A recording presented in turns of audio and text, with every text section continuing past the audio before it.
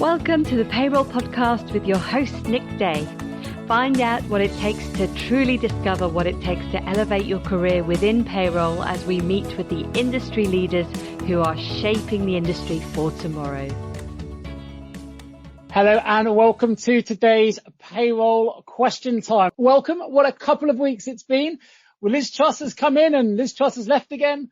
Kwasi Kwarteng has come in and Kwasi Kwarteng has left again. The mini budget and growth plan that we spent so much time discussing at last month's PQT, well, most of that's all been scrapped. So who knows, by the time the next PQT comes around, we'll have Boris back in charge.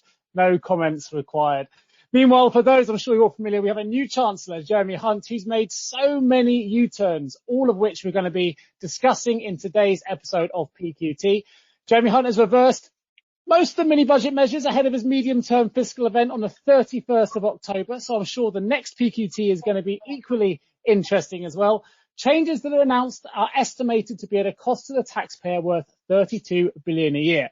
So today we're going to find out exactly what is in and what is out.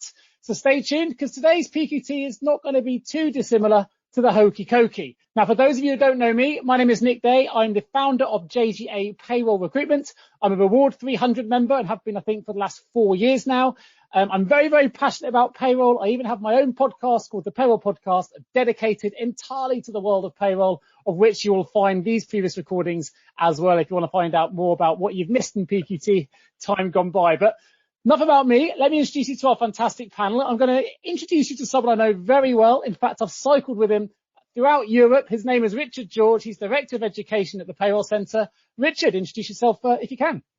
Yeah, thanks, Nick, and hello, everybody, and welcome to today's political broadcast on behalf of the Payroll organisation. I think it's going to be a very challenging one. So my name is Richard George, as Nick quite rightly said. I've been involved in the payroll industry now for 36 years. So I took my first payroll job when I was 4, because there's no way in the world I'm any older than that. So I run all education, thought leadership and output from the Payroll Centre. So we're the UK's largest face-to-face training company in the payroll industry. And we therefore obviously see thousands of you every single year. And that gives us a very good, I guess, start point of understanding where the profession is. Like Nick, passionate about payroll. It's all I've ever done. And really looking forward to today. Fantastic. And our next panel, industry heavyweight, Simon Parsons. Yeah, good afternoon, everyone. It's good to be back with you again. Great to see. It's nice to go through a nice static period, isn't it, of not much happening around in the world, which I don't think we've seen in payroll for at least 3 years. So my background, I've been involved in IT payroll development since 1984. Can you believe it? What's that, 38 years? On and off for various organisations, but with SD Works now for the past 25 and a half years. So on this stint, been with them before as well. I'm also, like Nick, Richard, are you part of payroll, the Reward 300 as well? I think you Absolutely. probably are. I'd have all my badge if I'd have thought about it. So yes, yeah, we've all got our little pin. So we're all members of the Reward 300, have been for some time, and it's great to be with you. We'll predict the next Prime Minister, will we? We'll take odds. Well, I'm delighted to say we've already had some questions coming in. So please keep them coming. I'm going to get to those in just a moment. Before we do, let's introduce today's topics of discussion, which will be no surprise to many of you. We are, of course, going to talk about the Chancellor's emergency budget, what's in, what's out, what it means for payroll, looking ahead to November and beyond, HMRC's new starter checklist, which has just been launched. We're going to talk about that. And of course, if we have time, we're going to deal with some more Q&A and some hot topics as well. But before we jump into the emergency budget, we know it's going to take a little bit of time to get through everything. We're going to start with our first poll. We're going to check you're all awake. Poll number 1 is this. Our question: do you agree with all the reversals in the new budget? Very simple. Answer yes, no, or not sure. I'm sure everyone's going to have an opinion on this. I'm quite excited to see the results. So while we're waiting for those to come in, I'm going to ask Simon our first question of the day, which comes in from Carrie. She says, and we are going to cover this in the show anyway, but I'll ask it while it's live. Do you think it is a possibility that the health and social levy will be back in starting from April 23? For April 23, I doubt it, is the initial feeling. So that's a proposal that is continuing to go forward, is the repeal of the health and social care levy. However, we could end up with the politicians that brought it in the first place. So if either of those or both of those or whatever are reappointed in a new government, we may find the health and social care levy reappears. But at this point in time, April 23, no. Fantastic. Well, let's see how we've got on with these results coming in now. I didn't think this one will take too much time to get the results in. If we can close those off, I'm going to ask Richard to comment on the results. Oh, pretty close split between the yes and no's and the not sures. What are your thoughts on those results there? Yeah, I think there's a number of things here. Firstly, we are still really 4 or 5 months, well, more than that, 5 months away from the bulk of the change. So I think people are probably putting a little bit on the back burner, given all the other stuff that's going on. But I think also Simon's right. In this, I guess, time of change, who knows what the actual position is?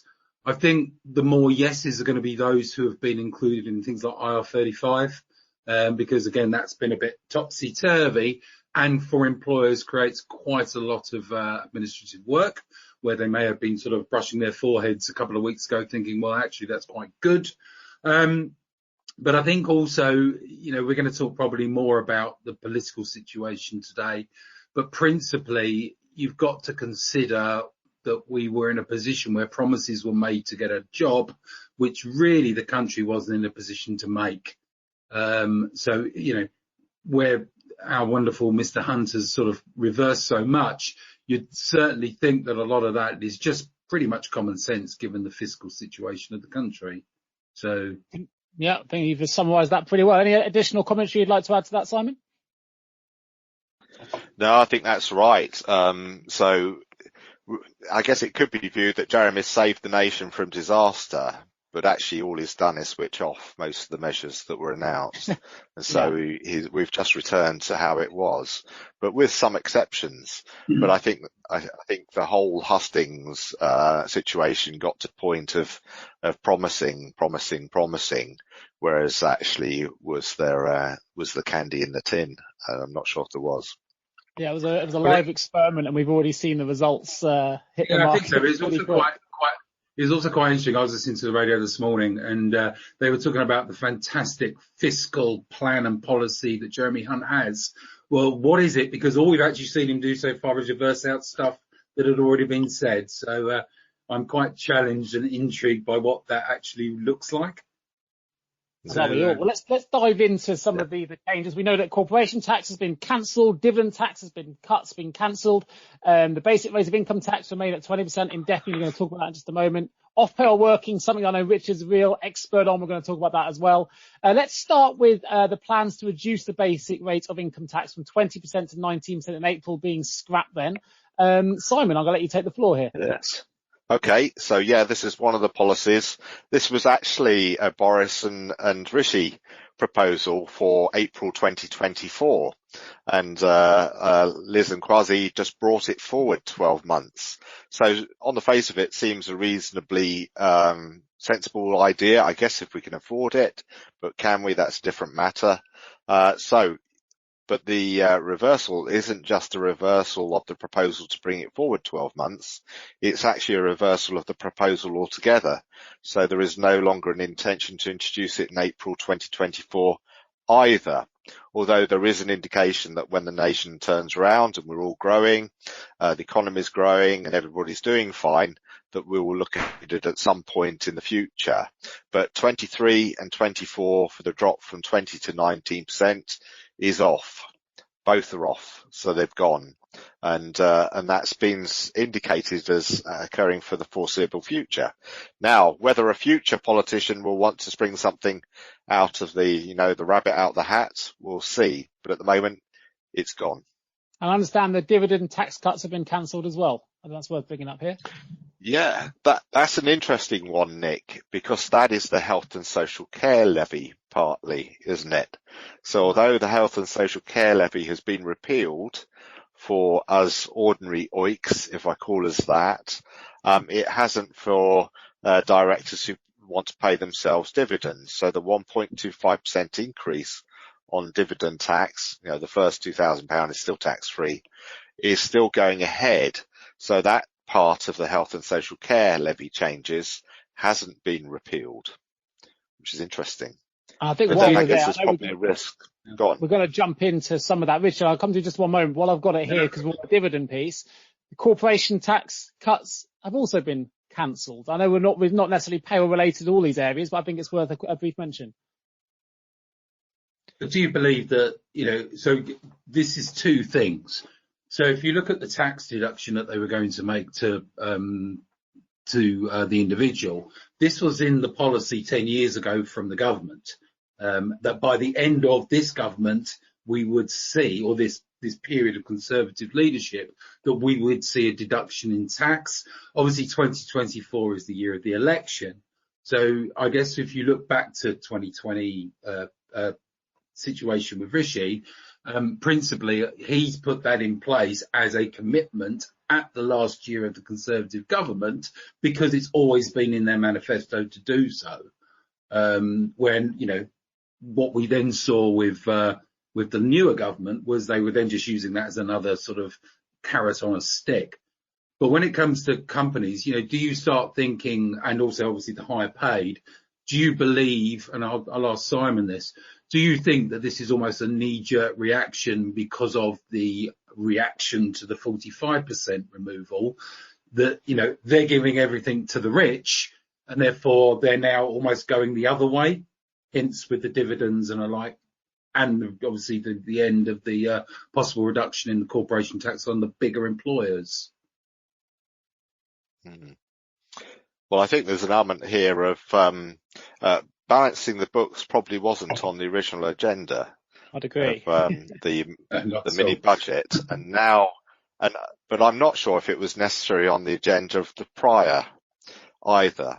But because of the reaction of the market, it's on the agenda of Jeremy Hunt and co to get that confidence back in the UK economy. So hence why I think we're into a stage of spend and not have to pay tax, because that would drive growth. Not my words, their worth sort of thing, to increase the wealth of the economy eventually through trickle down economics. The reality is they're now having to justify the spending and debt of the nation as a consequence of the proposals. That probably goes deeper than the previous administration. Probably say they probably weren't planning on doing that. And so it may actually accelerate an element of austerity. It's just a thought. Well, really interesting questions come in from Amanda here, which to bring it back into the world of payroll and how it's going to impact. We've obviously got the payroll apprenticeship scheme, which is had huge success and a lot of uptake. She asked the question, do you think there'll be any impact on the apprenticeship levy going forward? There's nothing proposed yet. However, the threshold isn't being raised either. So the capture of employers having to pay the levy will just naturally increase without it actually appearing as if any rise has occurred. Yeah, I'd say it's a very quiet area because I think the government have always wanted it to be even more of a success. So, the usual sort of hollering that comes out is about increase in use, increase in expansion rather than change of. So I think if they made any announcements about alteration, especially to the employer's contribution, I think that would probably push a few people over the edge. Yeah, I might be inclined to agree with you. So tell us a little bit, Simon, about the plans for the new VAT free shopping for international tourists being scrapped and how that might impact. Well, yeah, this is more an economic thing than a payroll matter, but the intention was to encourage people to come and spend their money in the UK. So from overseas, so tourists, etc., could just come and at point buy VAT-free shopping to potentially take back to the home nation.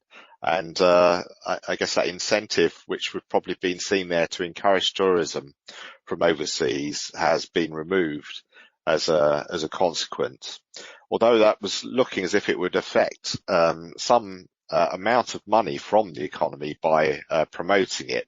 I guess the intention was to actually build up the amount of turnover and sales in the tourist type industry. I think it was the only thing in the plan that actually brought money back in, wasn't it, as opposed to going out. There's a lot of countries where that is the case. If you go to Yes. the Caribbean, for instance, it's at point of till, as it is in so many countries. But I think it's just are they sort of working on the grounds that we're making ourselves more open to suggestion, that we're giving money to others again? And could it be part of that as well? But obviously it's a fiscal decision, because the amount of VAT is probably quite a large level at the initial point. Let's move the conversation forward then back into the realms of payroll and off-payroll working, R35. I'm going to start with Richard here, because I know Richard has travelled up and down the country training people on R35, making sure people are compliant. Then it got scrapped. Now it's coming back. This is definitely one for you to take the floor with, Richard. So tell us all good. I was a little bit worried I was going to have to start giving people refunds for the course that went on a couple of years ago, which could be carnage. I think you saw about 1,200 people go through it. So thank goodness for that. It made no sense, I think, the initial announcement to scrap it. There was a very, very good reason why the process was changed, especially in the private sector. The public sector had been, I guess, creating and adapting since 2017. It made sense the private sector came in as well, because if you sort of looked at the stats that came out of government at the time when they were making the announcements back in sort of 2019, 2020 of the amount of taxation that wasn't being collected, there was, a huge reason for it. It was, billions of pounds within the first 10 years. So to then make the decision to try and turn it round seemed very counterproductive. Especially in the public sector, where it had been the norm for 4 years already, and that was the process. So it almost makes you feel like, why did you even bring this one up? How is it going to improve or, I guess, increase the level of compliance and money being received? A lot of employers, as you would imagine, spent a lot of time and a lot of money creating process. A lot of contracts were changed or ended because of the variation. I'm one of those people to do that a lot. Yeah. Yes, let's have me come in your office and talk to you, for goodness sake. I mean, how bad could it be? But also, as I was saying, not only that fiscal aspect, but where did the value come from moving it back to where it was? The only sort of argument was, well, it will reduce the administration on employers. Well, they've had a few years to get used to that now. Right. So it's one of those, why did you get rid of it? And now you look fairly ridiculous bringing it back again. And it's probably one of, actually, even though the least effect on the general public, one of the ones from our side that is probably the most ridiculous decisions in my mind, obviously, of the lot. Yeah. We've had an interesting question coming here from Ben. It says, do you think, I'll leave this with you, Richard, if I can for the moment. Do you think the IR35 rules strike a fair balance, considering employees of personal service companies essentially fund their own holiday, pension, etc.? I think so, on the grounds that they are still receiving income, and it's the income that's being considered. So what it is, it's a far more stringent, because it's for the employer's own interests, to ensure that the liability is paid on income. Because you can say the same about the self-employed, or casual workers. So it's not a unique situation in that respect. I guess, the irony of it as well, though, which is for the employer would probably make them happier, is obviously by doing it through, the payer, there is additional cost to the company, because obviously you've got ERS NI, which certainly wouldn't have been something that would have been a situation before. So I think it's a very double-edged sword for an employer. There would have been a cost saving for the employer, which is great. But on the other side of it, the government are trying to collect money to pay the, £8 billion service charge on interest a year. And therefore, surely they should have the correct boundaries in place to ensure that they're getting what they should be each year. Are we expecting it just to be purely scrapped, or do we think there might be more balances to be had here? There may be some amendments, or it was just a knee-jerk. That's just No, I genuinely think it's a knee-jerk reaction to put it back to how it was. What they've scrapped is removing the process that we've had since 2021. and for the public sector since 2017. And whether the argument was it will reduce the administrative costs on the employer and reduce their ERS-NI bill. I mean, really, what are we talking here fiscally? I mean, it's not a huge percentage of most employers' workforce. So yeah, it just seems a little bit naive, is the word I'm going to use. Any comments you'd like to add to that, Simon, from your perspective? Well, it's a strong, quite an emotive subject, off payroll working, and there is a very strong lobby group out there. That will have been heavily into various politicians, and equally, a lot of the politicians have come from an entrepreneurial type background, so they may well have been these types of contractors or had their own personal service companies or deal with that or have associates with it. So I guess on the one angle, there's a sort of a view that is it actually denying entrepreneurialism? The other hand is, are these actually quite often heavily used as mechanisms to avoid paying income tax and national insurance? Because you're a director getting, I don't know, £150,000 income to your business, yet you only pay yourselves £12,579 a year. Well, that's a coincidence. The rest is all under expenses. So it's very difficult, isn't it? And you pay yourself £2,000 in dividend tax free. So it's a difficult one. I guess the challenge is, is it a hammer to crack a nut? And how does the government tackle the real problem? And I think that's always going to be a floating thing, and we see it because with the naming of tax avoidance schemes, this year the transfer has gone from PSCs to umbrellas, and then we've got and we had PSCs, of course, who were doing loan schemes where they're offshoring loans and never having to pay them back, to now be captured, where now they're under an umbrella where they're actually an employee, yet again the money seems to be filtered through the Cayman Islands and returned in loans that never had to be paid. So we've had a number of those named, and it's sort of old ideas seem to get reborn in other means. So it's a very difficult one. And of course, we in payroll have to deal with aspects of that, of dealing with the umbrella. But the funny thing about lots of those arrangements is a number of them are in public sector.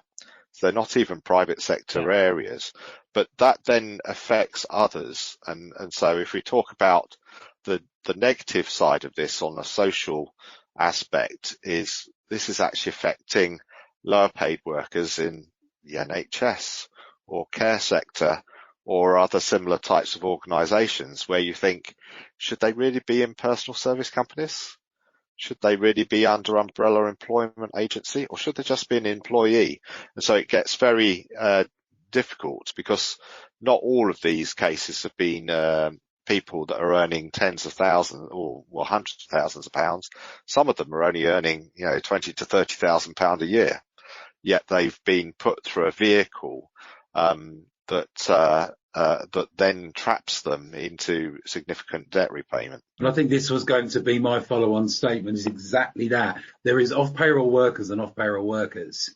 Let's put it that way. So obviously from doing so much work with the subject a couple of years ago, you look at some of the areas even in the private sector where the largest groups of off-payroll workers are, quite often it's charities, which you wouldn't think about. So we did a lot of work in 2020 with a number of very high profile charities, and a huge number of their workforce came under off payroll working. And that's certainly not the same demographic that Simon obviously started with, where we're talking about real tax avoidance, possibly through senior leadership and using the process and systems that they have. So I think, I hate to use a phrase double-edged sword, but it truly is in relation to how it affects people and what the variation would have meant from the original announcement by whichever Chancellor it was before this one. Well, we've got lots to get through. What I'd like to do, we've got 116 people watching at the minute. I want to get them all involved in our next poll, because we want to get through all of these chance changes. So the poll for the next one is, when will you start planning for the Chancellor's proposed changes? We're now, of course, referring to Jeremy Hunt's changes, now that we're moving in, out. So right away, I'll wait until I know it's definitely happening this time round, or not sure. Perhaps the responses will change slightly now that Liz Truss has since left as well. I think we wrote this poll before that had even happened. So please do put your responses in. Let us know what you think. And I'm going to ask for some commentary on those as they come in. While we're waiting for that, there's another question that comes in from Stacey that says, does anyone know when we expect to hear about national minimum wage rates for 2023? So I wonder if you could answer that question just while we're waiting for those poll results to come in. It's a great question. It's a question I keep on asking all the time.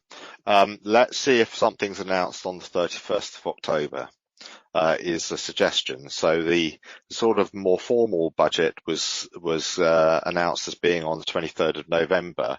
That's now being moved forward. So we may get some announcements or confirmations on the 31st of October, or it may be they won't be announced before until around the 23rd, because the 31st of October, I think, is about settling the market unrest and bringing in the OBR, etc., and showing that we can actually balance the books. So yes, and that goes for other things as well. When will the student loan thresholds be known? When will the national insurance thresholds be known? It goes on and on and on. But there is an indication. So there was a consultation of values. So those sorts of consultation are known of what I've forgotten what they call themselves now, the Low Pay Commission were proposing, but we don't actually at this point know what was recommended to the government for going ahead. No, I was going to follow that on. I think there are periods of time we would usually expect to see certain things because decisions are made based on the CPI, statutory payments being a classic example. There will be a date in October when that is decided, but I can't believe that we're going to see them this year till later, because we have this real issue this year, and that is usually it's based on inflation. If we start basing some of our increases on inflation, it could make the country more bankrupt than it already is. So I think there is going to be a lot of conversations that need to be had as to exactly what rate they're going to increase things by. You may have already seen last month that they were talking about inflation on benefits, that they can't use the normal format, or they weren't going to use the normal format under Liz Truss because the increase would have been too high. So I think there is a lot of umming and ahhing to be done in the next sort of 4 weeks. Yeah, really interesting point you raised there, Richard, and thanks ever so much for the question there, Stacey. So let's jump back into these poll results then. Let's see what the results say. Just remind everyone of the question, which is, when will you start planning for the Chancellor's proposed changes? So we've got 15% say right away, 65% say I'll wait until I know it's definitely happening, and 21% say it's not sure. Interestingly, we've got a comment in here from Jessica that says, for the NI reduction, right away, anything else, I'll wait. So what are your thoughts on those results, Simon? Well, that comment there seems fairly sensible. So I think, we're in that sort of position as we as payroll professionals actually know what's going to go on for the next year. At the moment, we're probably all feeling a little bit clueless, even those that may be in the know a little bit. There's an element of, well, it could turn next week, and but correct on the national insurance changes, they're going ahead from 6th of November. So be prepared for them. There are things. Yeah, I think we're going to talk about it separately in a minute, so I'm not going to delve into the NI one quite yet. But I think we could have guessed the answer on this poll. Yeah. Although interesting, you could have the same question of who's going to be Prime Minister the week after next, and it was, I don't know, I'll wait and see what happens. So. Yeah, absolutely right. We've had some commentary come in from Kristen that says, for commentary on your poll, our company budgeted to provide a cost of living payment to employees based on the tax reductions previously advised. Now that those have been reversed, we're not sure what will happen, so we're not doing anything else until things are confirmed. Interesting. And thank you ever so much for the interaction we're getting today. Lots and lots of questions, lots of commentary coming in. Keep it coming. I'll do my best to read them all out if I can as well. So please do keep putting your questions to our panel. Let's jump back in then to the budget and to everything that's happening since the proposed changes were brought in. I know that Richard just mentioned we're going to get into NI in just a moment. Before we get there, though, let's talk a little bit about the energy bills for households, because I wondered if one of you can take the floor, really. We're talking about how that will only last till April and the reversals there. I'll jump on this one, shall I? Simon's had to do too much. So I think there's a lot of misconception. Fun enough, Simon and I were talking about this earlier on. There is a lot of misconception about this statement, that it's only going to last till April. But as you would imagine, media and social media especially has jumped on that one very hard. What the Chancellor has done is, I guess, given the government the opportunity to have a more realistic review period. So principally, April isn't the end necessarily, or hey, it might be, but who knows. But what they have the ability now to do is by April make a genuine, I guess, assertion against the position of the country by the time we get to the end of the tax year as to what genuine support is needed after it. And I think that's really, really key as this is a statement. But as always, it's very misread by so many parties.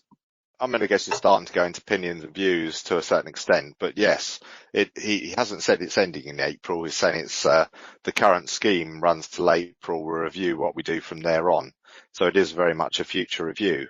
But I guess they're coming from an angle as if we make a commitment to pay £400 a household for 2 years to the energy companies, then it gives them a license to do whatever they like.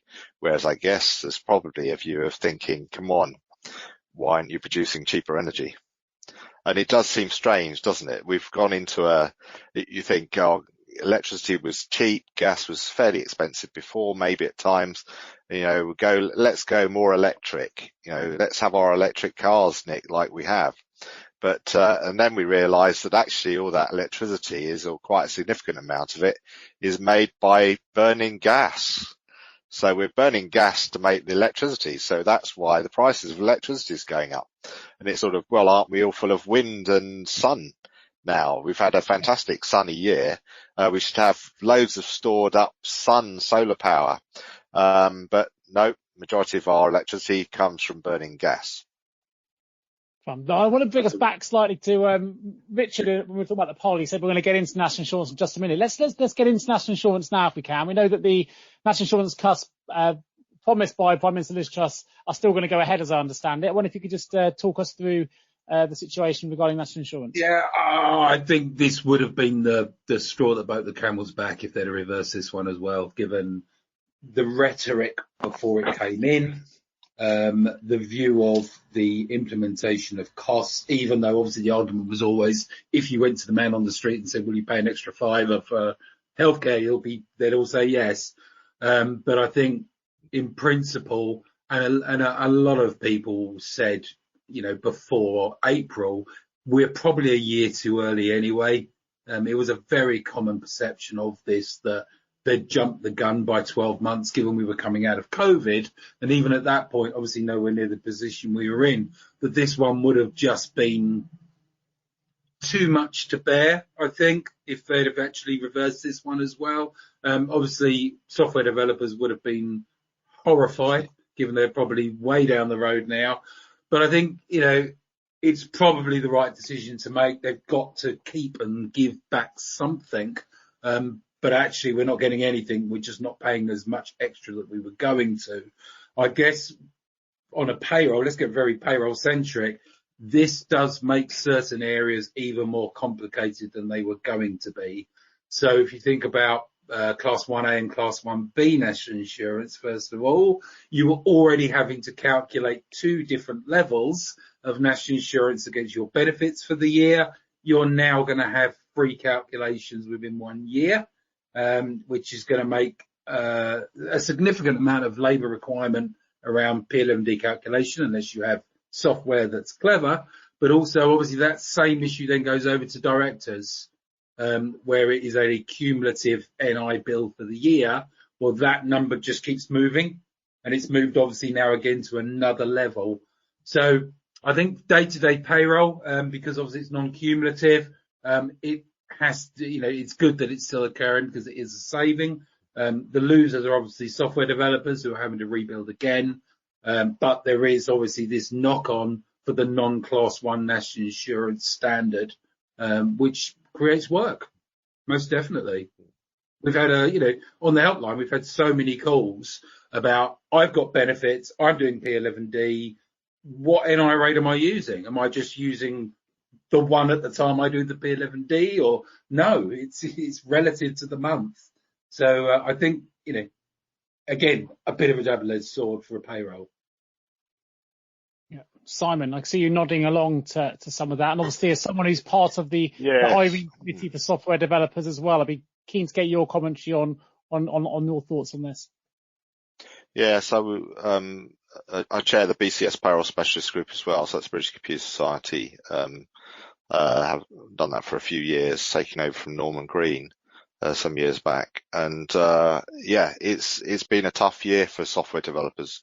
It's going to be another tough year. In many ways, the Chancellor's reversal of lots of the proposals actually makes it slightly easier for April 24, assuming we're sticking with that, because in effect we don't have to go ahead with some projects that initially we'd have to cut out. But the November change is going to be interesting. Payrolling and Class 1A, it doesn't really fit because P11DB, but as they'll say, the P11DB assessment point is actually 5th of April 2023. So the 14.53 percentage point rate applies to benefits, but then you've got starters and leavers, and I think, as Richard's indicating on the director, what do you do with the direct 2 left in May? Because in effect the national insurance is now wrong. Some use the alternate method and others use the standard annual method. The standard annual method would just come out in the wash as long as someone's paid again. For the others, if they've gone, your national insurance records are all wrong. So they need to have some sort of trigger and recalculate. So it's strange. We've in effect split now into 3 or 4 different things, haven't we? So employees are now different to directors, whereas they used to be the same. They're now different. They'll return again in April 23 to being similar again. Class 1A on terminations and sporting testimonials is point of payment determines. So you don't have the blended rate on that. You have the 1505 or the 13.8. But for Class 1A on benefits and PSAs, it's this 14.53 regardless. So lots of people like to do notional calculations in the payroll to predict what these values will be. Well, they'll all be wrong now. They're the wrong value. You can recalculate and just use it as a means of putting money aside. You'll have been putting more money aside than you really need to, so it doesn't matter. It's just when you come to your filing, you need to do what's right, not what you've been doing all year. So interesting times. We've certainly communicated out to all our customers about the change. I think the changes are going in next week and the weekend following for the 6th of November. You could say that's fairly tight. Well, that's pretty quick turnaround actually to get all this stuff tested, because now you've got directors, ordinary OICs, testimonials and sporting and terminations all doing different things now, and PSA and PBIC. Of course, we were asked to do a message at the beginning of the year telling everybody that 1.25% was for the funding of health and social care. True for England, not necessarily true for Scotland or Wales or Northern Ireland, but for England that was true. But everyone was asked to do that message. You're now being asked to stop it. So if you've been putting the message on, take it off. Saying that, when the new Prime Minister comes in, we might put something else on instead. So it is an interesting time, but I think we're getting there. Some will say, will other things come in for April 23? HMRC actually have issued the technical specifications for 23, and things like health and social care levy or anything else are not there. So there is an element of some certainty. I guess they could change it, but there is some certainty that there's nothing in the HMRC IT plan for introducing anything new or even anything that was previously announced as coming back. They've actually, we'll have a dog and cat levy by April probably. Yes. So be something. Well, there was some hint of international levy as well at one point, so I think that's just disappeared. Really. Thank goodness. But I'd say, just following on from Simon very quickly, there is serious impact on employers around staff confusion now, I think. A lot of employers spent a lot of time, so as Simon does, I speak to numerous employers every week where they built systems and they built processes and they gave staff calculators to work out what the impact was going to be on them. All of a sudden, that's all going again, and there's probably another period of education for the staff again. And I think that's probably the biggest issue for payroll day to day is, people will be confused. They're not all payroll people like you and I who get it, understand it, know what the score is, when all of a sudden in November their pay changes again. And I think it's going to be a very challenging month. I really do. Well, I've dropped into the chat box. There's another angle. Sorry, there is another angle, Nick, which is, of course, some people may have upped or changed their salary sacrifice arrangements to benefit from the additional, 1.25% is 2.5% in reality, difference that this year made. And some employers, I think we've seen that in some of the chats we've been involved in, Nick, are obviously, some give the NI saving to employees in some other form. So it might be an enhanced pension, where you've given them something you're not going to be paying anymore. So there's an element of, do they have to change their decisions on what they've done? Because that 1.25 or that 2.5%, if you add them both together, is no longer there. And that's absolutely key because, as I said, again, going back to earlier in the year, people were revisiting salary sacrifice as a way of supporting their staff to minimise the impact of the NI increase. So, it's an absolutely massive point, Simon. It's far more demotivating to take something away than it is motivating to give someone something. So there will be impacts here from a recruitment perspective that you're going to see with disenfranchised employees. If an employer does then change the goalpost because of the government changes. Just to be clear for everyone, I've put what I understand to be the correct changes into the chat, so have a look at that. So I think they reflect what Simon and Richard have been talking about. But also, just in case anyone missed it, the health and social care levy with the in-out things we're discussing here, the cancellation of the planned health and social care levy is still going ahead at the moment, but of course that could all change. I've got here as well to continuing plans to cut stamp duty. Now, not necessarily directly relevant for payroll, but absolutely something that's in the in-out section here and impacts the way that we're saving to change properties and to change houses. So Simon, I wonder if you could just run us through those plans to cut stamp duty. Well, I'll try my best, but I won't remember a lot of the detail, Nick. But this was originally proposed to increase the stamp duty cut. And that was announced, that came into force on the 23rd of September. That bit I do remember, and that's not being reversed out. It's passed, it's gone through, it's carrying on. And I think the principle here that Jeremy has done is he's cancelled anything that hasn't gone through Parliament and kept everything that has gone through Parliament. So the National Insurance repeal had already passed before he was appointed to the job. So that's why that's staying. So anything before, but yes, someone else might know more on the actual details of the stamp duty, but it's staying. I've put a couple of things in the chat. It's a stimulation. Sorry, so I'll come back to this one moment. The increase in the residential stamp duty threshold to 250,000 and the corresponding increase in the first-time buyer threshold to 425,000, which took effect from 21st September, will remain in place. Sorry, back to you, Richard. No, as I say, this is also something that stimulates the market, so you can understand why this would be probably more realistic to keep.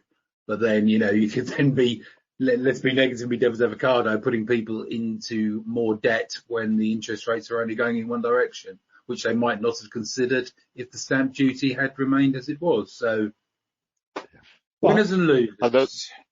And there is an area that does affect possibly us in payroll if we're in private business and we've got shares involved, is a change to the company share option plan doubling has also going ahead because that was announced and has been passed. So that will happen from April 23, so that it goes to the £60,000 limit can be issued to employees, and easing the worth of having So if you operate CSOPs, that has been doubled. And there's also the Seed Enterprise Investment Scheme as well. So that's increased, and that is going ahead. So there are some proposals from 20 September that are continuing. That last one hasn't much to do with payroll, but the CSOP does. Well, I know that Richard just mentioned that, people are getting into more and more debt, and some of these changes aren't necessarily going to help with that. One of those things we're going to get into in a minute is the energy bills side of things. Before we do, we've had a question come in just to keep us on the NI focus for the moment, which says the 1.25% NIC reversal in November will have no effect on payments made earlier in the tax year. So would it be fairer to collect NI on a cumulative basis like tax, so that retrospective changes could be more easily implemented? Richard. Well, this came up 5-6 years ago, is it now, Simon? Yes. I sat in a room. There's been a couple of Yes. consultations. I sat in a room at a conference, if I remember, nearer Christmas, about 6 years ago, where NI announced very openly that cumulative NI was the future, and there was a plan, but it seems to have disappeared into the weeds forever, I guess. Yes, it depends on the priorities of the politicians at the time. And I think we had a change of politicians and it wasn't their priority to do anything about it. The other angle, and we do see it a lot, is national insurance a tax. And sometimes it's quite clearly announced as being a tax, and other times it's not, because they don't want to seem to be increasing taxation when national insurance goes up. So it's a very juggle. So they magically align the two thresholds, but they're not anything to do with each other.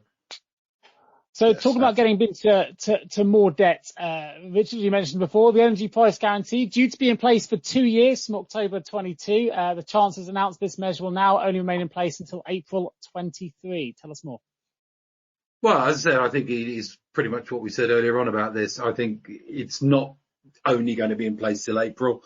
I think primarily this is more about being realistic, not, I guess, holding the purse strings to ransom over a long-term decision, because they could have made lots of others. They could have cut VAT on petrol for 2 years, only to find that petrol drops to cheaper than it was before. So if it had been, it's definitely going to end in April, then I think there would have been more furore. But as I mentioned at the start of this little sort of section, it's not the end, it's giving them a review period to possibly change it. So I think we'll have to see, because nobody knows. You just don't know what's going to happen, do you? No, indeed. What's going to happen with the war and what's going to happen with everything else. So, but I do believe there has been an alcohol duty freeze, right? The alcohol duty rates now not being frozen in February 23, as previously announced. Simon, any thoughts on that? Are you familiar with the alcohol duty freeze? I'm sure you will be.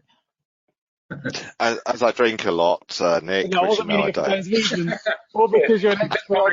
You probably picked the two most teetotal payrollers in the UK. He sips from his hip flask. So you picked the worst two people to talk to about alcohol. Yes, I think the last drink of alcohol I had was probably 40 years ago, and I didn't know it was. But, I had a glass of wine 2 weeks ago. That helps. Yes.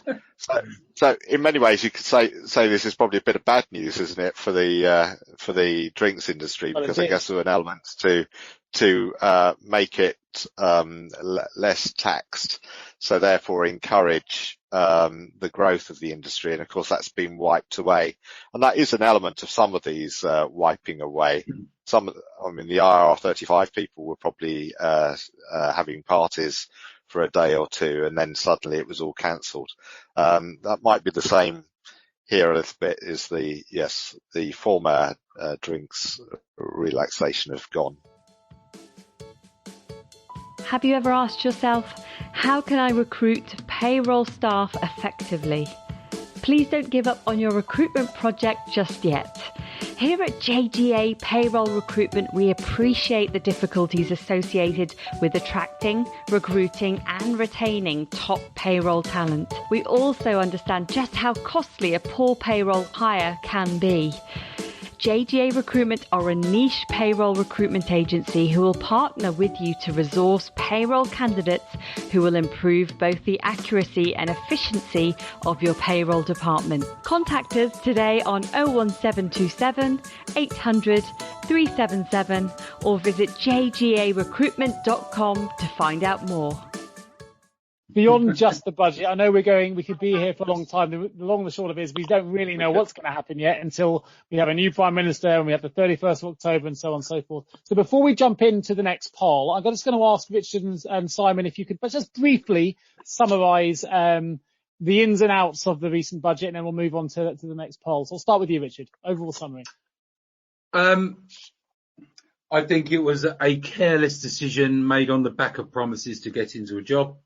Where the country couldn't afford it. I think that it has been very damaging outside of payroll to the status of what's happening. I think from a payroll aspect, in some respects, it's positive for payroll, but not for employees, because it will cut, if it stays as it is, quite a hefty change in administrative control and also a huge amount of education. But on a negative side, the continuing flux, the variations within year, which we haven't really seen, have certainly impacted what was meant to be a quiet period as we all came out of COVID. So I think it is so two-sided for everything. But I think, she wanted the job, the Prime Minister, Liz Truss. She made commitments that we couldn't afford, which is why Rishi didn't, because perhaps he was, and you suspect given what he did before, was probably more in tune with the situation. But it's becoming very uncomfortable knowing what's going to happen week on week, I think, now. I mean, the irony is that the growth plan was brought in to simplify the process, and it's just made everything a lot more complicated. How about yourself, Simon? How would you summarise? Oh, yes. I mean, all the tax measures that actually help the individual have virtually gone, apart from the national insurance. So the 1% reduction is gone. Many of it, I don't think we'll be on the 45% rate, will we? Well, maybe some of us will be, but would that have benefited? I think that was a problem for George Osborne originally when he dropped it from 50 to 45. He'd probably have liked to have got rid of it. So I understand an element of the sentiment there. But I think there's an element of you've got to think much more wider in the policy. Now, the national insurance change for November is a national insurance change for April as well. So I don't think we've got to remember that is we've got this funny 3-year change here, but it then reverts back to normal. But the settings won't be normal. Does that make sense? So we have to make them be normal again. So there is significant change also, of course, impacting April 23, no matter what's announced on the thresholds, even if they don't change them, because we've got this strange going up and coming back down. So interesting times. Super. But I think also on the back of that, I was going to say just very quickly, Nick, also on the back of that, and fun if we spoke about this a few months ago, Simon, when we were in Birmingham. People aren't really thinking about what's happening with things like the primary NI threshold next year either. If we are, what is going to happen around the tax freeze? Remember, we're all in a basic rate and limit freeze until 2026. Is that still de rigueur going forward if we change again? But importantly, if you remember, I just spoke about it, they did align the NI primary threshold to the tax threshold or the personal allowance threshold. So are we now saying that the primary threshold's frozen as well now till 2026? So I think there's a hell of a lot of stuff that we don't really know yet officially. I think, after Christmas especially, there could be quite a lot for us to actually configure, understand and put into place. So, yeah. Absolutely right. Well, of course, for those who are watching this, that's why PQT could be so valuable. So as those questions come in, as the things change, we'll try and tackle all of this in real time as well as we can, of the issues that are happening and impacting the world of payroll. So do stay tuned every single time. Do sign up for each PQT in advance, and hopefully we're going to give you the answers you need as we go through. And we're going to go to a bit of a thought leadership poll next. And this is quite interesting. It's something we wanted to ask you, which is, what's the most demanding thing on your time at the moment? Is it, we know that HR, because we know HR is going through huge levels of transformation, organizational development, new systems. Perhaps they're really pulling on your resources at the minute as they want more data, more analytics. There's a real close relationship between HR and payroll now. So maybe they're pulling on your time. Maybe it's finance for very much the same reasons, or maybe it's the external employees with all these questions we're trying to tackle on PQT today, with all these changes in government policies. Maybe the employees are really unsure of what's going on and they're really draining your time. Or maybe it's HMRC with the constant changes. We're going to talk about the new starter checklist in just a moment, but also the HMRC and the regulations and compliance they demand from you. Maybe that takes up most of your time. So really keen to find out where you find most of your time being stretched towards between these four elements. And when we get those results in a minute, we're going to comment on those. Before we do get those results, we've had another question come in, so we'll ask this while we're waiting for everyone to get their responses in. The question is this: if Kwasi Kwarteng's budget measures had been released over a longer term, does the panel think there might have been a more positive reaction? Let's start with you there, Simon.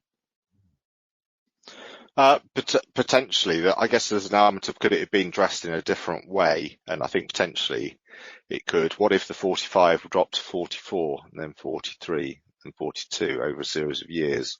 And equally the 19%, but it's sort of the whole lot's been thrown out, hasn't it? The baby's gone with the bathwater. On the 19% implementation, which I guess was seen as a means of helping us.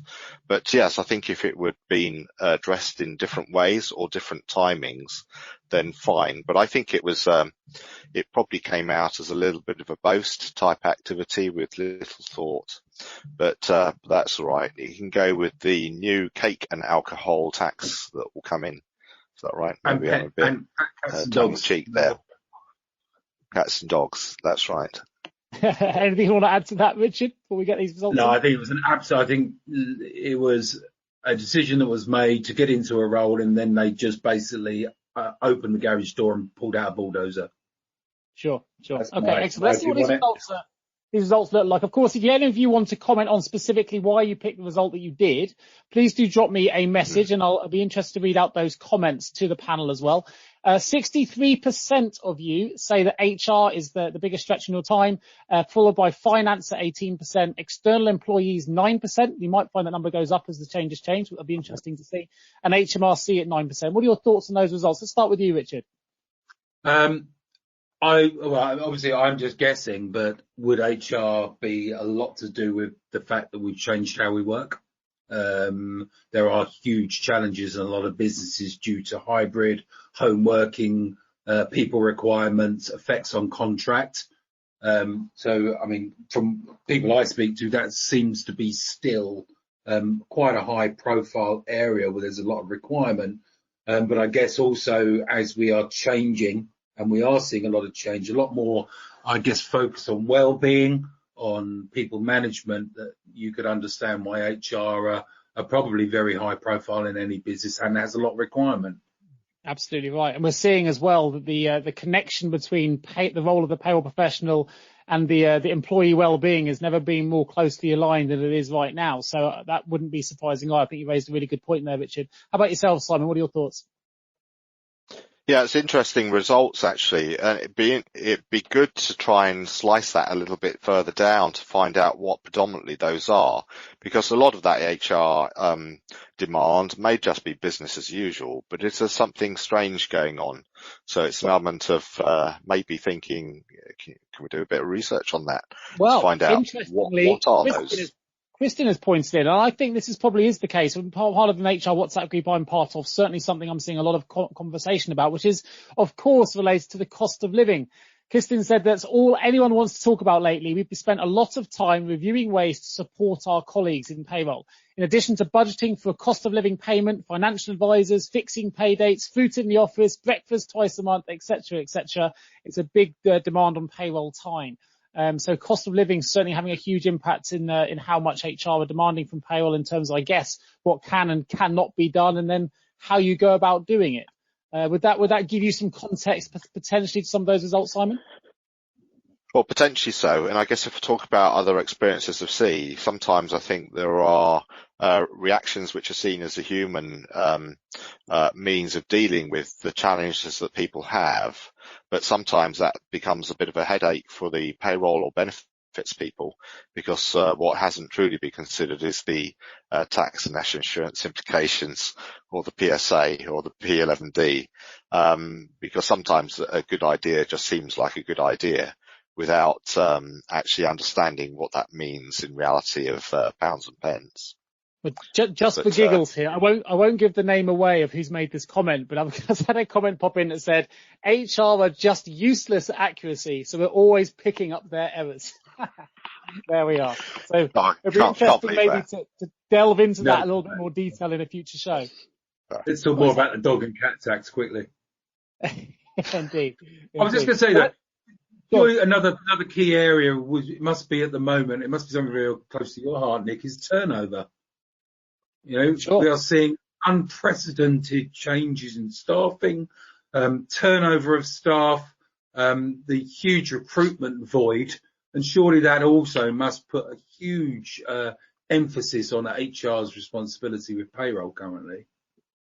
Well, yeah, absolutely right. I mean, there's a definite, I hate the cliche war for talent, but it's out there at the minute, and HR is certainly keen to try and improve retention and attraction strategies, which absolutely impacts the world of payroll as well. Interestingly, I've had another comment coming in. I think this is a topic we need to discuss in more detail on a future show, because the comments are coming in thick and fast. We've had HR also rushing around in green cars to look good, and then someone else commenting saying, haha, that's finance. Anyway, let's jump into the next section, the HMRC's new starter checklist. I'm going to bring this to Simon's attention. He's a bit of an expert when it comes to HMRC checklists, I hear. So, Simon, take us away. Okay, sure. So now we've come out of COVID, we've got the quality people of HMRC starting their exercises up and looking at what's going on with employment. Now, we probably all think that HMRC records have been pretty good. They've always been pretty good, whereas the reality is HMRC records have been pretty much a disaster up to pre-2012 when RTI came in. And I think then they realised how much of a real disaster they'd had before, because they're only dealing with end of year. But at the moment, they're kind of analysing what's going on, because some of the RTI data accuracy coming through is considered poor. And it's something that Rich and I have discussed as well before this call, is what we think as employers as acceptable. The HMRC don't, and let's cover some areas. So the HM Revenue and Customs are aware that they don't receive accurate starter checklists for 3 million new starters a year. That seems phenomenal, doesn't it? I know they have approximately 4.5 million temporary reference quarantine records on where national insurance numbers are wrong, dates of birth are wrong, names are wrong, etc. And there's an element of what's going on. So I think they've had this exercise to review the starter checklist. They've now made a new interactive starter checklist. They're encouraging employers to use it to get better tax coding application. So they're now giving a series of interactive questions that an employee can ask, and I think it even gives you the ability to email it to your employer. But I think we're probably still a little bit in an HR and payroll world. I think HR have a tendency to feel this is a payroll problem, and payroll need to get it from onboarding from HR. There's an element of, just in the same way as you get right to work checks, you can't give someone a job if you haven't verified their right to work. There should be an element of, and at the same time, declare your tax position. And at the moment, HMRC is seeing 3 million undeclared starter FPS notices, which to me tells me the employer hasn't bothered to collect them at all, or they're doing something else. And that's a real concern to them, because that leads to duplication, incorrect universal credit claims. You've got individuals who are financially struggling, paying tax, when they don't need to, because they're paying 20% of everything they earn, when actually they may have no tax to pay. So one way of helping them with their financial troubles is to stop them paying tax when they don't need to. And so this is the area. So the questions have been changed slightly. I think the instruction to employers on what to do with the ABC are slightly better. But I think there is an element of thinking employers, when you get someone to start, they need to complete a starter checklist. We could say, oh, well, they're bringing the P45 next month. Next month is too late. If you're paying them now, it's actually needed day one. Oh, they'll bring it in next week. If you bring it in next week, it's too late. Under the FPS design, you can't notify a starter checklist after the first payment. It's impossible. And if you do, you'll duplicate the record. They'll now think they have two employments. And so it's an element of just being aware and thinking, okay, is it time to review our start process and ensure that these 3 million are reduced down to virtually hundreds of starters, because it impacts their well-being, their credits, claims, tax credits, universal credits. It impacts them as people, as our colleagues. Well, a couple of questions coming in on this. A bit of a soapbox. Go on. Really Yeah, quick. right. Well, I knew you'd be on a soapbox. This is an area you're passionate about, the HMRC starter checklist. Who you? It's the first question here. Are our employees, comes in from Liz Curran, do not know what to tick on the starter checklist, A, B, or C? Has the new one then simplified? You mentioned a little bit it may have been simplified. Has it been simplified? Yeah, to a certain extent, yes. It takes them through a series of questions, so it's driving them to the right. So there's an element of, if you've not worked before the 6th of April and this is your only job, it's A. If you've had a job since the 6th of April and this is your second job, it's still your main job, it's B. And if you've got more than one job, as you're employed in multiple jobs, it's C. And I think it's actually asking them that sort of question to define it more. But I think the concern of HMRC is that actually the employees either haven't answered any question or the employer actually hasn't submitted anything. I think that's where they're talking about these 3 million. They're getting millions where there is no declaration, putting them on 0T1.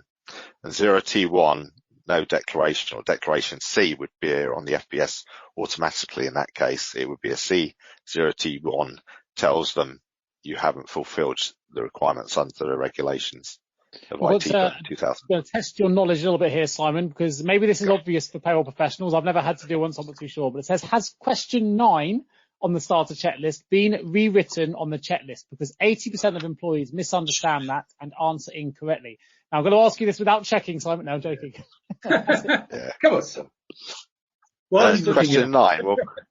Well, question 9 is different now, isn't it? So it's not quite what we say. Was it? Do you receive payments from a state workplace or private pension? Is question 9. I think we're talking about question 11 through to 13 on the starter checklist these days.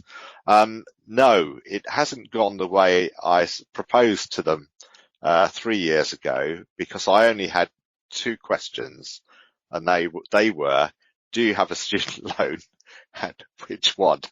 And that was it. In fact, I didn't even ask them. It was, if you have a student loan and it applies in blah, blah, blah, just declare what it is. And they didn't go with that, but sort of. And I think what's been hinted is the question is a bit of a double negative. And I think that's what people get confused about. But the reality is, do they have one? Yes or no? But they have kind of made it a little bit clearer that, do you have a student or postgraduate loan? They have made it clearer of no, great, go straight to the declaration. Whereas I think the previous version was a little bit more confusing. So halfway house. Well, as an observation here, nothing more. I have a friend, actually I think I have 2 friends of mine. Unfortunately, I was not one of these people. Mine's paid back in full, who never actually left university with similar debts to mine 20 years ago and never paid back a penny. They just never, ever had anything collected. So maybe they're one of those 3 million records that have been put in incorrect, but they're, whether they get found later or not, Simon, I don't know. They've never paid back a penny. We're 20 years on now. They just never got that's good. Was it around 20 years ago? I've got to think. on that. Time just flies by, doesn't it? So, and you think, how long have these things existed for? But interesting. It is interesting. Or maybe they're one of these others, because the other you might find interesting statistic is national insurance numbers. I'm just aware that there are 5,238 people with the national insurance number AB1234568. So I think you find there are a number of thousands of people where the national insurance numbers being supplied are just made up. That also impacts universal credit claim and pensions. And if you genuinely have some of these numbers that I'm aware of, then they're going to get tremendous pensions when they retire, aren't they? The genuine one, anyway. Absolutely right. I mean, it was sickening for me having paid it back to find out some of my friends didn't have to, but there you go. Yes, luck of the draw by the time of this. We've had a few more questions come in. I'm going to publish mine. I think it's a really good idea.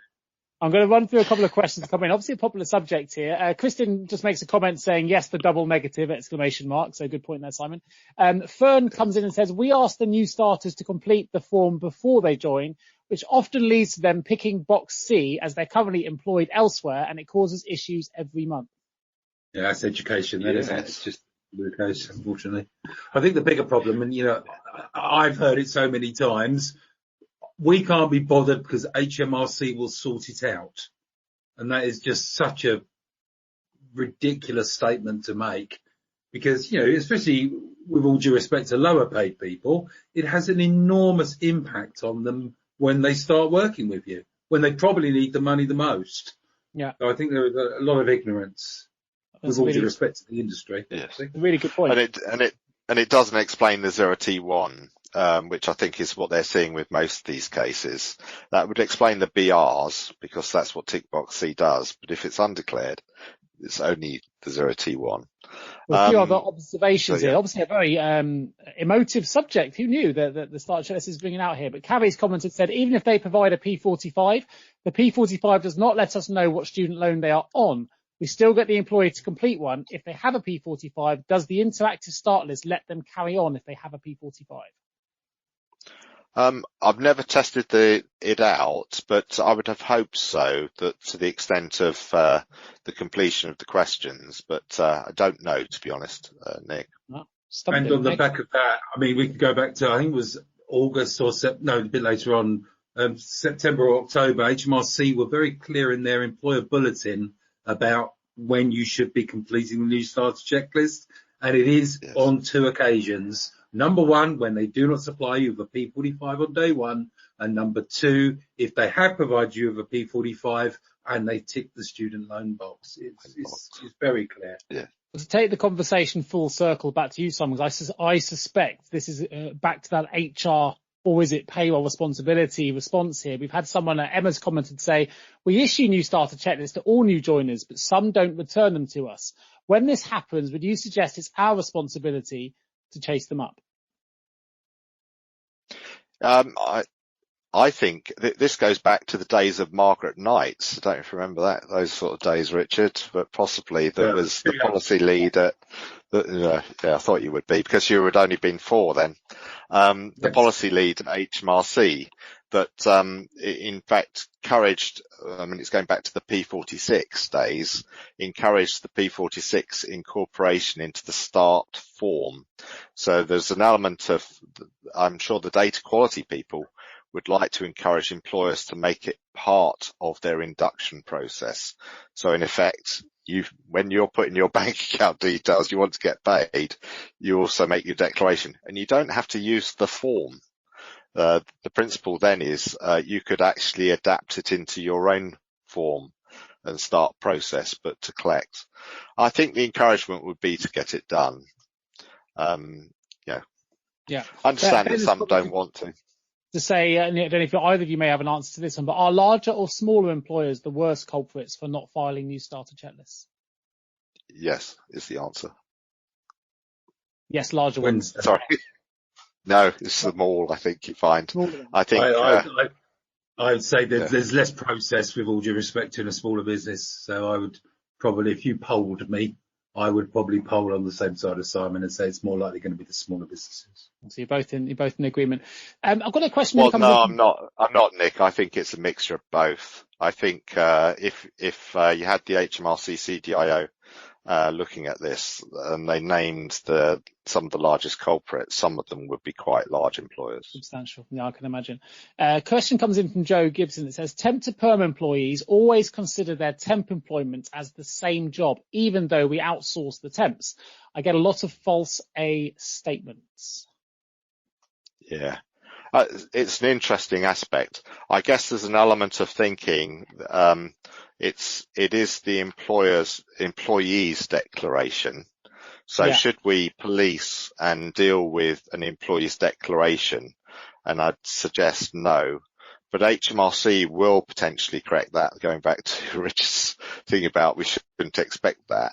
I think it's complete the declaration and take the declaration completed.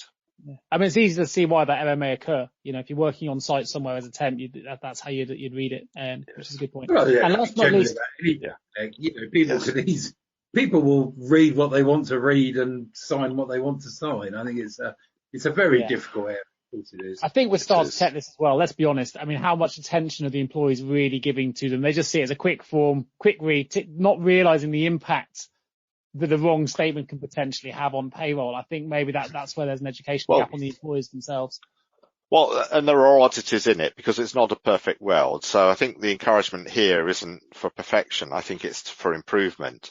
But when my daughter went to uni, there was an element of she worked at a pizza restaurant, a theatre, and a shop.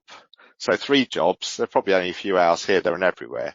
What do you do on the completion? And this is after the old student tax form that we used to have. And she asked her dad, guess what I told her to tick? And that was A on the lot. And you think, well, that's wrong. But the reality is if you added all those employment incomes together, they didn't exceed £3,000. So she wouldn't have been due to pay tax in any of them. Last but not least, and on this subject for now, I've got Tina's comments that said, why do HMRC not use NI numbers to recognise people on the FPS? Do you know? Well, they do use them, but not on subsequent submission. So it's an interesting question. And one of the problems that HMRC have. So when they receive an FPS with an incorrect or a no national insurance number on the first submission, they in effect place that individual into I'm going to call it a quarantine state or a TRN. So they create a TRN record. When that individual phones up HMRC and asks for a refund, they'll deny they've got a record for them at all. In fact, they'll probably even say you as an employer haven't reported them, when actually they're on every FPS record submission. But because they're a TRN, they're sort of frozen to one side. So they'll collect the tax, but they'll deny or associate that with any pension entitlement, etc. Then if you send a national insurance number the next period, if they created it into a TRN, they don't update it. Because it becomes a citizen matter. So the new starter form is an official form.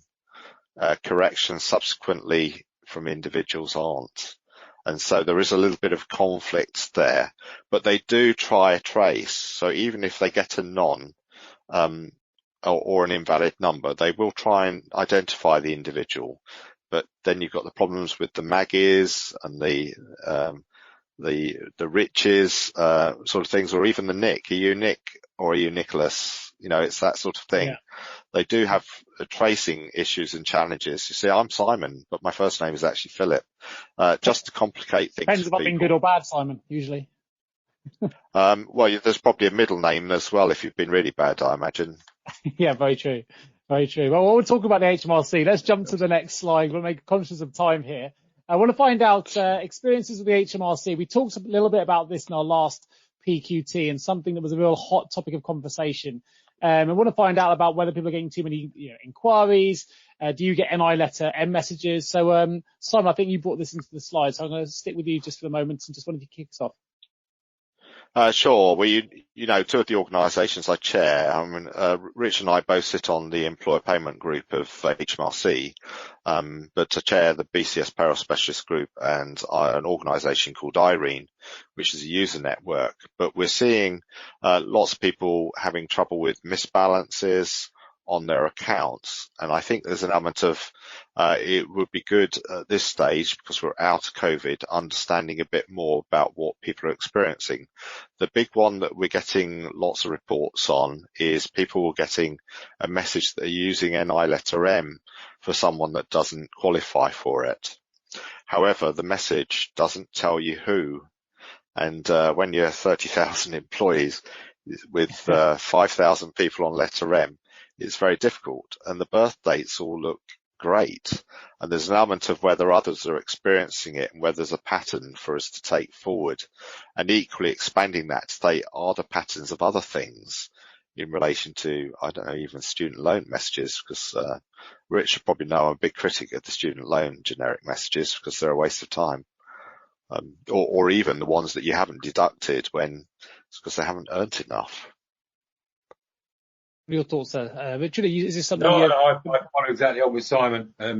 Yeah, I think for an employer there is certain frustration because of what you're actually receiving and how generic it is. So the GNS messages for statutory for the student loans, for instance, as Simon quite rightly said, are horrendous. But no, I think it's, are HMRC helping employers with these queries? And I think the first one is, all right, are we getting too many from them that are, I guess, over complexed or unable to be actioned, I guess.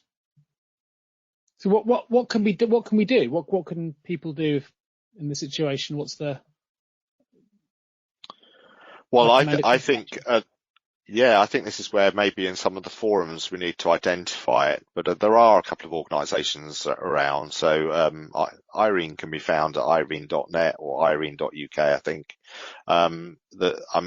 Richard will deal with a number of people. He's sort of a representative under the, I don't know, the Payroll Alliance aspect now disappeared, and it's now the Payroll Centre. That is the Payroll Centre. So FCIPPdip and ourselves would probably have quite a similar start point, which is what we're getting in from the members. So we record every single phone call that comes in to the help desk, for instance, and we certainly align those that we believe are important out. And obviously CIPP do exactly the same, where we're acting as almost like a gatekeeper. And if we got a single one, perhaps we won't do much about it. If we start seeing trend, then it's absolutely something, as Laura and the guys at CIPP do, we start pushing back on those, because, you know, we're here to represent the industry. So, yeah. But I can be contacted at simon.parsons@sdworks.com. SDWorks is with an X. There's things like that. We're just interesting because Rich will know I've asked a number of queries or concerns at the EPGs over the past 3 or 4 meetings. Tends to get a rebuff a little bit of saying, well, we need primary evidence of the concern. I think it's out there. I'm seeing it with a number of employers, especially this NI letter M message. Are you getting spurious messages? If you are, then that's the sort of information I'm interested in to take to our friends at HMRC EPG committee to progress, to make better. Because I think the executive secretary, who is now in charge of HMRC, is interested in simplifying the burden for us as payroll professionals or for employers.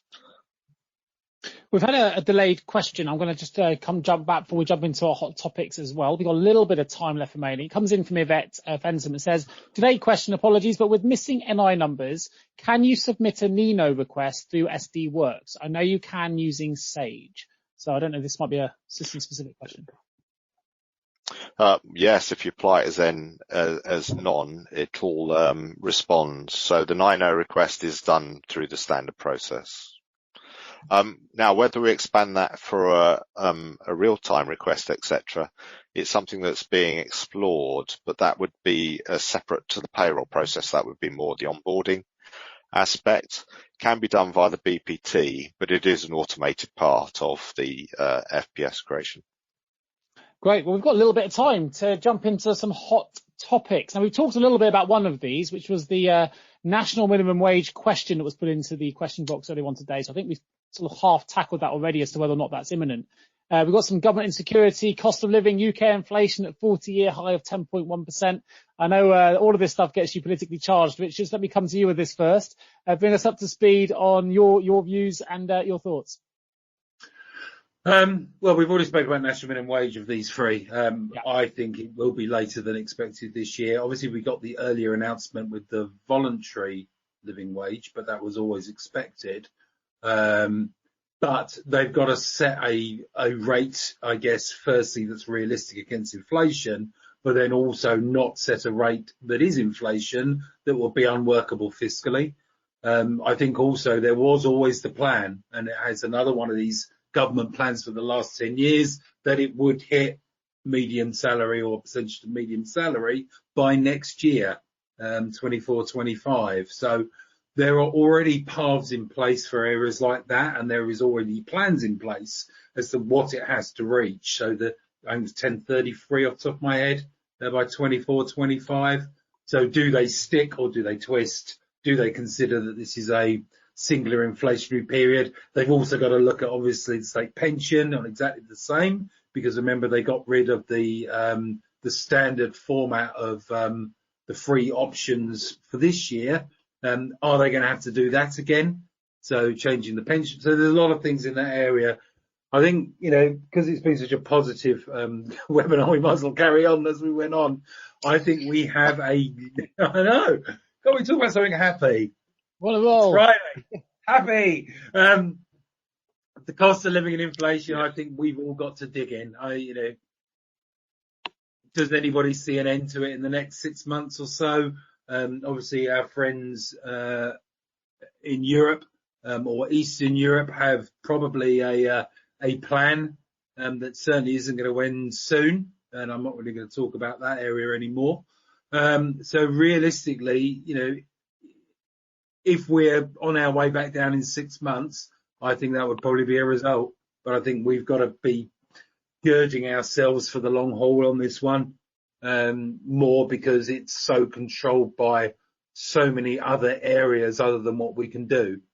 So you think about the fuel cost suddenly puts up everything else, and that everything else then hits everything. So there are so many integral parts within the process of inflation, probably more than ever, because one is in turn hitting another one, is hitting another one, is hitting another one.